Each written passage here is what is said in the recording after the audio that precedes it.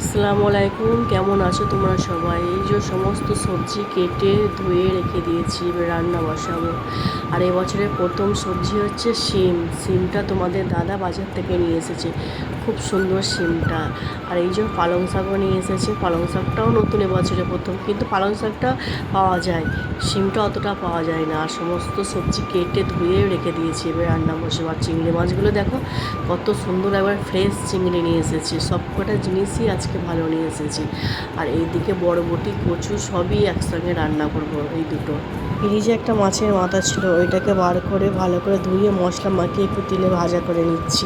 শাক দিয়ে রান্না করবো, শাকে আর চিংড়ি মাছ দেবো না, আজকে 3 দিকে রান্না বসিয়েছি।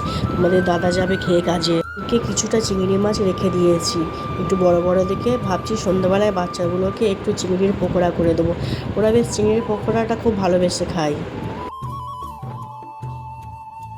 এদিকে তোমাদের সঙ্গে কথা বলতে বলতে রান্নাটাও অনেকটা এগিয়ে নিয়েছি। আর এইদিকে দেখো শাকে কত পানি বেরিয়েছে, আমি কিন্তু পানি দিইনি, কচি পালং শাক তো ঢাকা দিয়েছি আর এত পানি বেরিয়ে গেছে। এই পানিতেই মনে হচ্ছে রান্নাটা আমার হয়ে যাবে। কালকে সন্ধ্যাবেলা একটু মিস্ত্রি এসেছিলো বাইরে ক্যামেরা লাগানোর জন্য, আর দেখো ড্রিল মেশিনে করে ফুটো করে দিয়েছে, তো কত নোংরা করেছে। ভাবছি রান্নাটা হয়ে গেলে এগুলো পরিষ্কার করে নেবো। এইদিকে আমার শিমের তরকারিটা হয়েও গেছে, বেশি ঝোল করিনি, মাখা মাখা একটু করেছি।